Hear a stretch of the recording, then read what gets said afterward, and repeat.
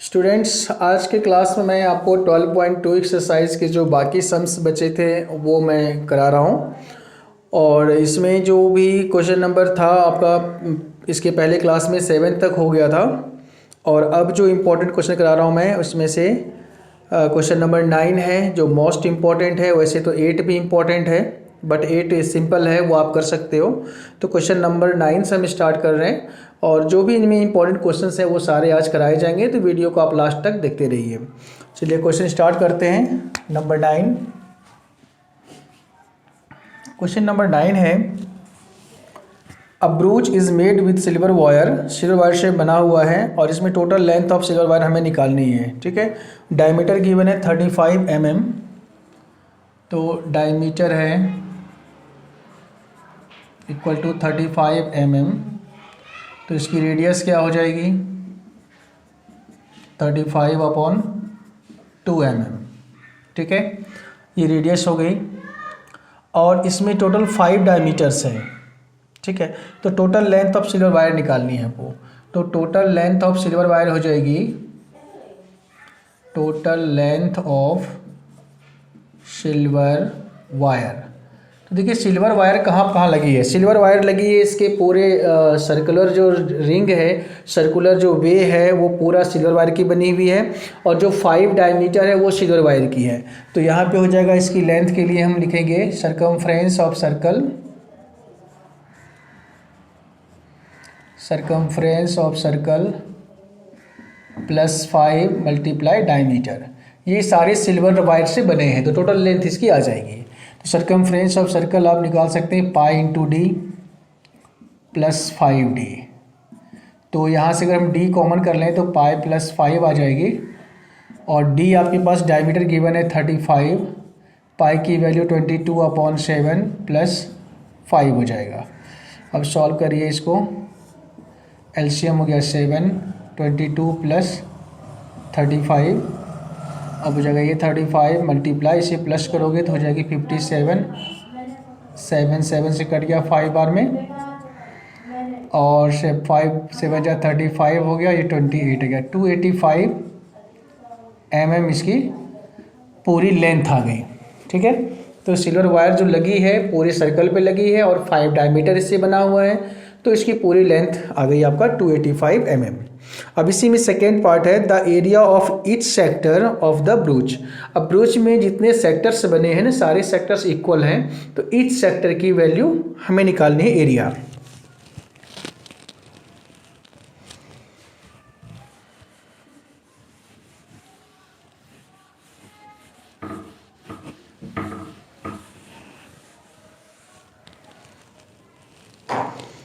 अब इसका देखिए सेकेंड पार्ट में आपको रेडियस की ज़रूरत पड़ेगी जो 35/2 mm है, और इसमें थीटा की ज़रूरत पड़ेगी।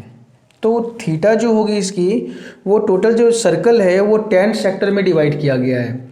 यानी 360 डिग्री एंगल को 10 इक्वल पार्ट्स में अगर हम डिवाइड करेंगे तो ईच एंगल कितने का हो जाएगा, 360/10 करोगे तो 36 डिग्री का हो जाएगा। तो ये थीटा बन जाएगा। अब लिखिए यहाँ पे area of each sector, area of each sector pi r square θ/360। Pi की वैल्यू होगी 22/7, r स्क्वायर 35/2 इंटू 35/2, थीटा आ गया इसका 36 डिग्री अपॉन 360। कैंसिल हो गया ये 10 बार में। अब 2 से कैंसिल कर लीजिए, 11 बार में 22, 7 5 जा 35, 5 1 जा 5, 5 2 जा 10। अब इसको सॉल्व करोगे 11 मल्टीप्लाई 35 हो जाएगी 385/2 2 जा 4। अब इसको 4 से डिवाइड करके डेसिमल में आप कर लीजिए, जो भी आएगा mm² आंसर आ जाएगा। ठीक है, तो इस तरह से आपका क्वेश्चन नंबर 9 पूरा हो गया। अब इसके बाद क्वेश्चन नंबर 10 में सेक्टर की एरिया निकालना है, इजीली निकाल सकते हैं। 11 में भी सेक्टर की एरिया निकालनी है, ये भी आप इजीली निकाल सकते हैं। बट इसमें थोड़ा सा ध्यान रखना है कि इसमें 2 ब्लेड्स हैं। 11 नंबर में तो उसको 2 से मल्टीप्लाई करना है। फिर आपको जो एरिया ऑफ सेक्टर आएगा ईच ब्लेड की एरिया, उसको 2 से मल्टीप्लाई करना है, तो दोनों ब्लेड की एरिया निकल जाएगी।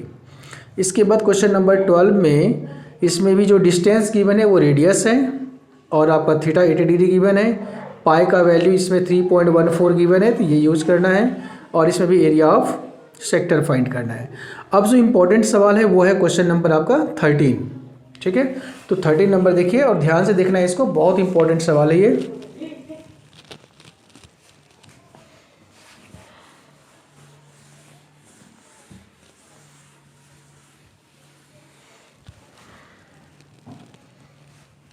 Question number 13।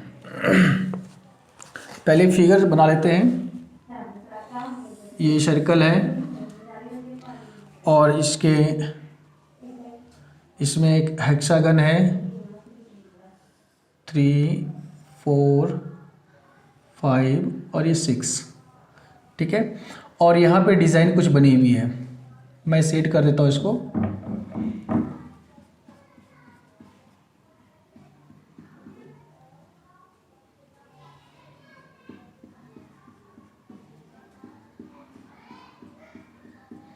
ठीक है, अब इसकी एरिया हमें निकालना है पहले तो, और उसके बाद इस डिज़ाइन को बनाने का जो कॉस्ट है वो भी फाइंड करना है। रेट गिवन है तो हमें कॉस्ट फाइंड करना है। तो कॉस्ट फाइंड करने के लिए सबसे पहले हमें इसकी एरिया निकालनी होगी। तो इसका एरिया निकालने के देखिए पहले आपको ये सोचना है कि यहाँ पे सेंटर है और सेंटर से अगर हम इसको ज्वाइन कर देते हैं, नेम दे दीजिए इसका ए और बी, तो ए ओ बी जो आप देख रहे हैं ये एक ट्रायंगल हो गया। ठीक है, और ये जो हम शेडेड पोर्शन देख रहे हैं इसके नीचे का, तो ये हो गया आपका माइनर सेगमेंट। तो अगर हम एक माइनर सेगमेंट की एरिया निकाल लें और उसको 6 से मल्टीप्लाई कर दें तो 6 माइनर सेगमेंट की एरिया आ जाएगी, ये डिज़ाइन की एरिया हो जाएगी। उसके बाद फिर हम इसका कॉस्ट निकाल लेंगे। यही काम करना है इस पूरे सवाल में। अब देखिए इसमें कि रेडियस हमारे पास गिवन है 28 cm, लेकिन थीटा गिवन नहीं है, एंगल गिवन नहीं है कि कितने डिग्री एंगल बन रहा है। और अब ये है हेक्सागोन है। अब बताइए हेक्सागोन में जो ईच एंगल बनेगा यहाँ पे कितने का बनेगा? 60 का, क्योंकि जब हम इसको सबको ज्वाइन करेंगे ना तो टोटल हमारे पास यहाँ पे 6 सेक्टर बन जाएंगे। तो 6 सेक्टर बनेंगे तो 360 को 6 से डिवाइड करेंगे तो 60 डिग्री का ईच एंगल आ जाएगा। तो अब यहाँ लिखिए आप angle formed for each sector equal to 360 upon 6 hexagon है, तो 60 डिग्री का एंगल बन गया इसमें। ठीक है, अब ये 60 का एंगल आपको मिल गया है और रेडियस इसमें 28 cm गिवन है। अब एरिया ऑफ हम माइनर सेगमेंट इजीली निकाल सकते हैं। तो area of design, area of one design, ये हो जाएगा जो एरिया ऑफ माइनर सेगमेंट होता है, यानी area of sector minus area of triangle A O B. Area of sector हो जाएगी pi r square theta upon 360 minus area of triangle हो जाएगा, इक्विलेटरल ट्रायंगल है, √3 अपॉन 4 इंटू साइड स्क्वायर।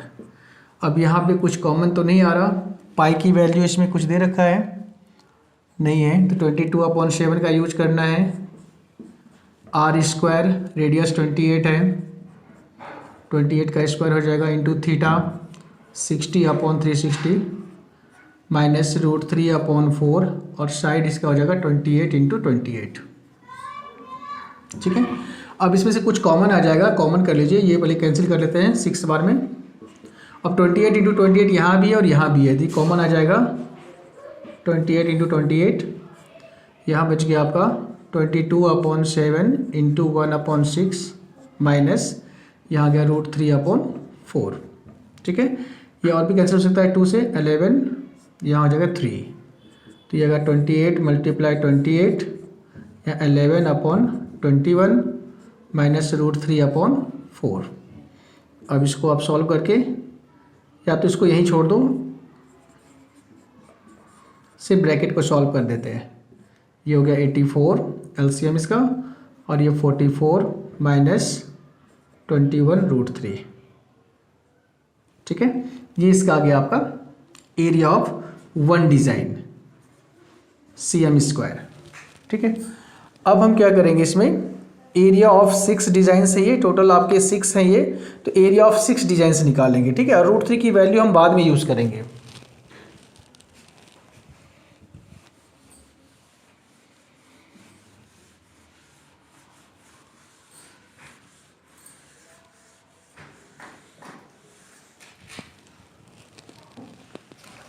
अब ये लिखिए area of 6 designs equal to 6 multiply area of one design. 28 multiply 28 multiply 44 minus 21√3 upon 84। अब 28 3 जा 84, 3 बार में आ जाएगा, 3 2 जा 6, 2 से ये भी कट जाएगा। अब ये आ गया आपका 56 इंटू 44 माइनस 21√3। ठीक है, 6 डिज़ाइंस की एरिया ये आ गई।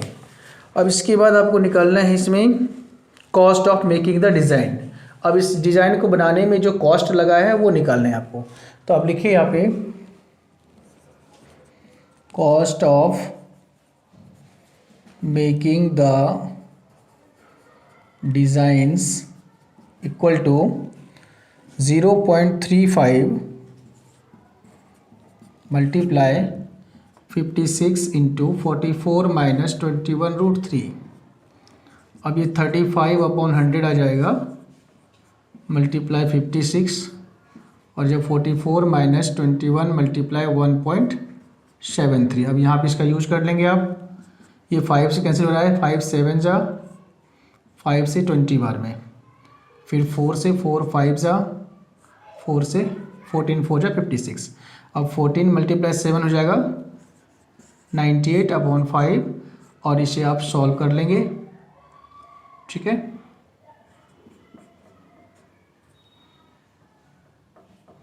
.73। अब इसे सॉल्व करके आपको आंसर निकाल लेना इसका, और मैं थोड़ा सा आपको यहाँ समझा देता हूँ कैसे करना है। 5 से पहले इसको आप डिवाइड करोगे तो 5 से कोई कैंसिल तो होगा नहीं, डिवाइड ही कर लो पहले, 19.6 हो जाएगा, मल्टीप्लाई। अब इसको सॉल्व करना है, 44 माइनस इन दोनों को मल्टीप्लाई करके यहाँ लिखना है, फिर जो भी आएगा अब इन दोनों को माइनस करना है, माइनस करके यहाँ लिखना है, फिर जो आएगा वो कॉस्ट है तो रुपीज़ में आ जाएगा, उतना रुपीज़ आपका आंसर आ गई है। ठीक है, तो इस तरह से ये सवाल काफ़ी इंपॉर्टेंट है। कैलकुलेशन का थोड़ा सा ध्यान रखना है, कैलकुलेशन मिस्टेक्स में ज़्यादा होते हैं, थोड़ा सा कैलकुलेशन का ध्यान रखना है। बाकी क्वेश्चन अब बहुत इजी है, हो जाएगा। इसके बाद ये क्वेश्चन नंबर 14 में आपको एरिया ऑफ सेक्टर का फॉर्मूला ढूंढना है, इन चारों में से कौन सा होगा, ये आप कर सकते हैं। तो इस तरह से एक्सरसाइज आपका फिनिश हो गया। अब नेक्स्ट एक्सरसाइज जो आपका है 12.3, वो ज़्यादा इंपॉर्टेंट क्वेश्चन है उसमें, क्योंकि इसमें बहुत सारे फिगर्स ही हैं, वहाँ लिखा नहीं मिलेगा आपको कि फिगर्स सेक्टर है या सेगमेंट है या क्या है। आपको फिगर खुद समझना है और समझ करके उसका एरिया या पेरीमीटर जो भी कुछ निकालने के लिए कहा जाएगा वो करना है। तो लास्ट जो क्लास होगी, नहीं जो नेक्स्ट क्लास होगी, वो बहुत ज़्यादा इंपॉर्टेंट क्लास होगी। तो आप लोग इसी तरह से क्लास में बने रहिए, और अगर चैनल को सब्सक्राइब नहीं किया सब्सक्राइब जरूर कर लीजिए, और यहाँ से डेली आपको कोई ना कोई वीडियो मिलता रहेगा, और मैथ्स की कंप्लीट सिलेबस यहाँ पे कराई जाएगी। अपने फ्रेंड्स के बीच में भी इसको शेयर करना है, और अगर कोई प्रॉब्लम आती है तो कमेंट बॉक्स में आप अपनी प्रॉब्लम ज़रूर लिखिए।